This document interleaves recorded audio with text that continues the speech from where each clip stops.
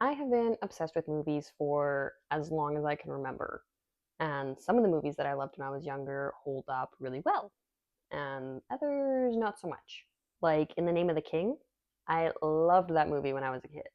But my husband and I watched it a little while ago, and we were so bored. It was horrible.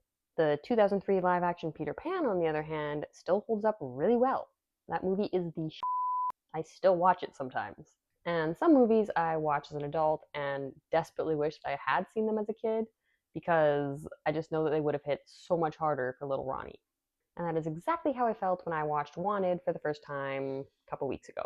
Don't get me wrong, I still thought it was awesome, but the whole time I couldn't help but think that if I had seen it when I was 12, I would have thought that it was just the coolest thing ever.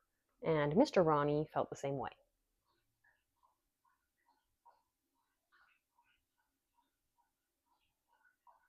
Wanted is the story of Wesley Gibson, your average Joe who hates his job, hates his girlfriend, hates his best friend, just hates his life in general. He lives in a crappy apartment, he has anxiety, he knows that his girlfriend and his best friend are having an affair and does absolutely nothing about it because he's just a doormat. Until he's recruited into the secret society of assassins to avenge the death of his father, who he never knew, who was apparently one of these assassins. For the whole intro part of this movie, before he's taken to the secret lair for training, and even a little bit after that, James McAvoy was just absolutely killing me. He is so funny in this, and I honestly forgot that he could even be like that. I haven't seen a comedy with James McAvoy in a really long time, and so that was super fun for me. Stay away from me. You stay away from me. You stay away from me, please. You let me through. I had the biggest crush on him when I was younger. I loved Penelope, still do. That was the first movie I'd ever seen him in, and my sister and I just thought he was the cutest thing. My sister doesn't watch my videos, so she will never know that I'm exposing her childhood crushes on the internet. That's what you get. Anywho, the actual plot of this movie, like secret society of assassins who can slow time and bend bullets aside, is just totally off the walls bonkers. I don't know how Mark Miller came up with this stuff, but it is fantastic. This secret society runs out of a textile factory, and they have this loom, which is a device that weaves fabric, and they call it the Loom of Fate. And the Loom of Fate weaves a code into the fabric that the assassins then decipher, and it gives them the name of a person that fate says needs to die. It's just so weirdly specific. Like, where did this idea come from? I gotta know. So we've got these assassins of fate, and that's pretty cool and all, but being an assassin of fate doesn't really pay the bills. So what do they do for work? They knit. And not only are they a group of assassins that knit, but they get their assassin orders from the knitting, from the knitting gods, if you will. There's also a butcher shop in this textile factory for reasons, I guess. And that honestly never struck me as odd while I was watching the movie. I was just like, yep, makes complete sense. Please continue. I didn't even think about it until after the movie ended, and my husband was like, why? And I was like, seemed normal to me at the time. There is a twist ending to the story that was actually executed really well. If you haven't seen Wanted and you want to watch it, you should really pause this, go watch it, and then come back. It is worth it, truly, because you really need to go in spoiler free. So, this is your only warning. At the end of the movie, Wesley finally succeeds in killing the man who killed his father, only to discover that, dun dun dun, that man is his father. It turns out that the leader of this group of assassins, Sloan, played by Morgan Freeman, has been rigging the system for years. After his own name came up as a target, he started manufacturing targets of his own for profit. Wesley's father found out about this, and he was going to try and do something to stop it, but Sloan turned all the other assassins against him. But he was like the best of the best, and anyone who got close enough to try and take him out ended up dead. So they recruited Wesley and told him that this man killed his father so that he would want revenge. They knew Wesley was the only one who could succeed because he was the only person that his father wouldn't kill. It's so clever because it completely upends the whole basis of the movie. We see Wesley struggling to come to terms with what they do and trying to have faith that it's for the greater good and that he's actually helping people by killing others and having to make peace with the uncertainty of it, only for that all to be ripped away from him and for him to find out that his worst fears about it all were true. And not only that, but he just killed his own father, who he had never met before, because he had been trying to protect him from all of this. Whew. gut punch. And that's Wanted.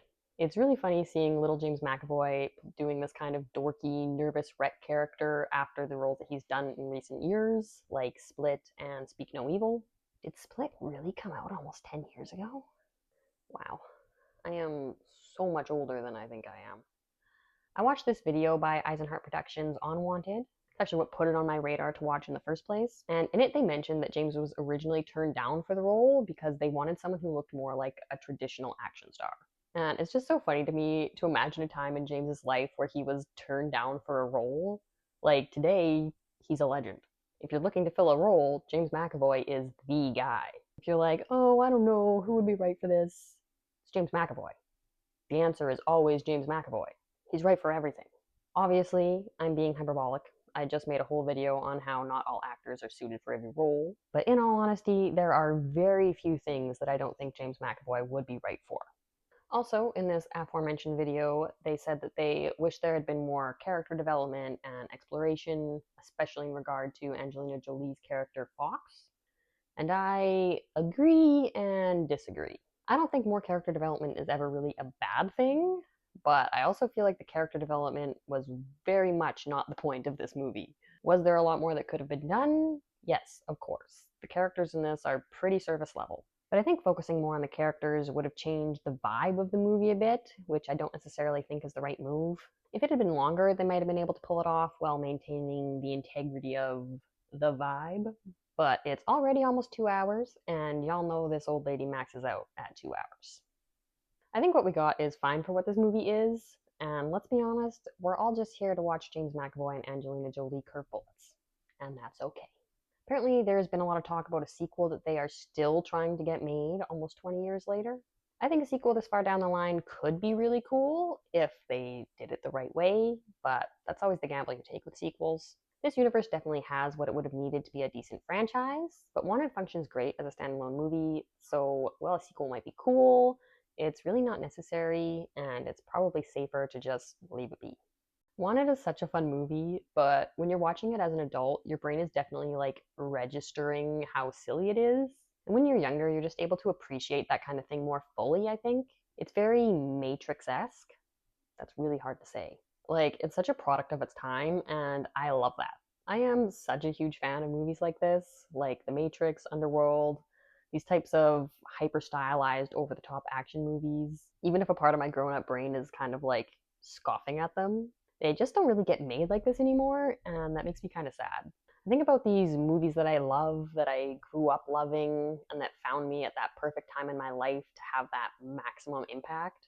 And while I had a great time with this movie, I know that it missed me at that time where it really would have worked its way into my heart. I have a really obsessive personality, and I remember so many movies from my childhood that I would practically just watch on repeat, and Wanted definitely would have been one of those, even if I had seen it like 10, 12 years ago. That's going to do it for today. I would love to hear about some of your obsessive childhood favorite movies down in the comments. Lord of the Rings and Pirates of the Caribbean were probably my top two all-time obsessions, and I still love both of those trilogies today. Yes, I say trilogies because none of the other Pirates movies even exist in my brain. Please give this video a like if you made it all the way to the end, and consider subscribing if you love movies as much as I do.